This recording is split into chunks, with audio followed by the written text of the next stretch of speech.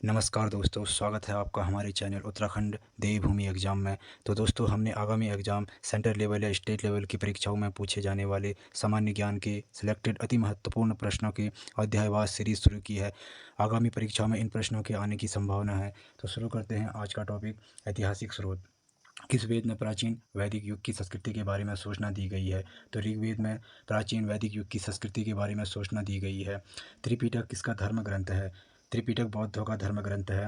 बौद्धों का सबसे प्राचीन ग्रंथ है, जिसमें सुत्त पिटक, विनय पिटक और अभिधम्म पिटक है। सुत्त पिटक बौद्ध धर्म का इंसाइक्लोपीडिया भी कहा जाता है।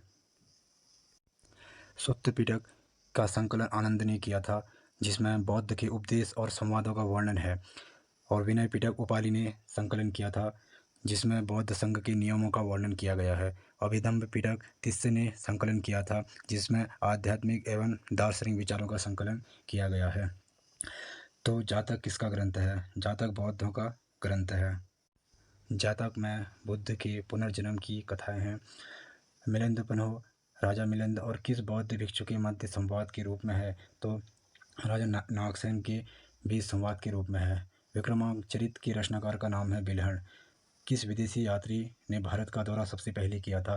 तो मेगास्थनीज ने सबसे पहले भारत का दौरा किया था, और मेगास्थनीज ने भारत को 7 भागों में विभाजित किया था। नेचुरल हिस्टोरिया किसकी पुस्तक है? तो नेचुरल हिस्टोरिया प्लिनी की पुस्तक है। दक्षिण अफ्रीकी यात्री इब्न बतूता किसके शासनकाल में भारत आया था? तो मोहम्मद बिन तुगलक के शासनकाल में भारत आया था। भारतीय पुरातत्व सर्वेक्षण की स्थापना कब हुई थी? 1861 में भारतीय पुरातत्व सर्वेक्षण की स्थापना हुई थी। भारतीय पुरातत्व का जनक किसे कहा जाता है? अलेक्जेंडर कनिंघम को कहा जाता है। हड़प्पा सभ्यता का सर्वप्रथम खोजकर्ता कौन था?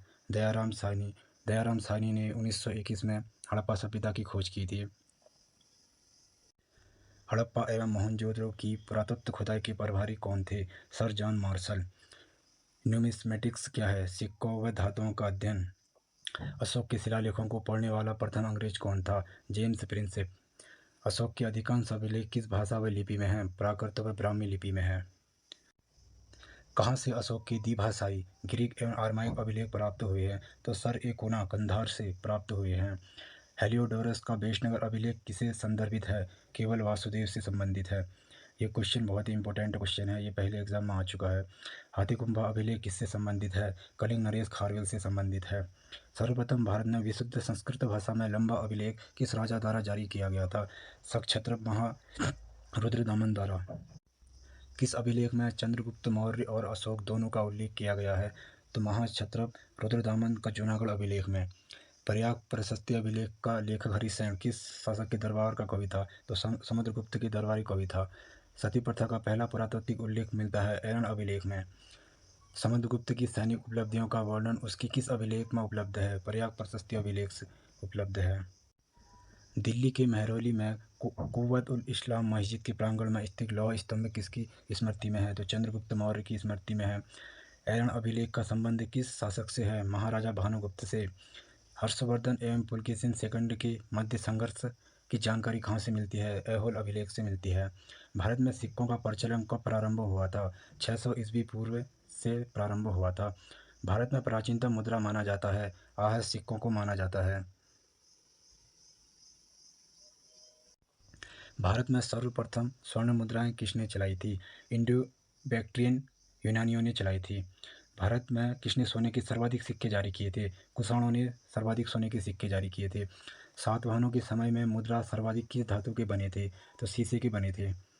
सोने के सर्वाधिक सिक्के किस काल में जारी किए गए थे? गुप्त काल में सबसे ज़्यादा सिक्के जारी किए गए थे। इन क्वेश्चनों में डाउट हो जाता है। सोने के सर्वाधिक सिक्के गुप्त काल में जारी हुए थे, और सर्वाधिक सिक्के जारी किए थे कुषाणों ने।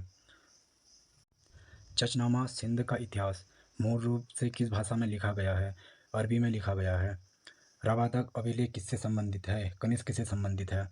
भारत के लिए इंडिया शब्द का प्रयोग सर्वप्रथम किसने किया था? हेरोडोटस ने किया था। किसने ब्राह्मी एवं ख्रोष्ट लिपि की व्याख्या की थी? जेम्स प्रिंसिप ने 1837 में ब्राह्मी एवं ख्रोष्टी लिपि की व्याख्या की थी। चीनी यात्री सुंगयुंग ने भारत की यात्रा कब की थी? 518 ईस्वी से 522 ईस्वी तक की थी। तो दोस्तों, आशा करता हूँ कि ये वीडियो पसंद आई होगी। क्योंकि ये सेलेक्ट इस चैप्टर के सिलेक्टेड क्वेश्चन है, इनकी आने की संभावना बहुत ज़्यादा है। तो अपनी तैयारी करते रहें। धन्यवाद।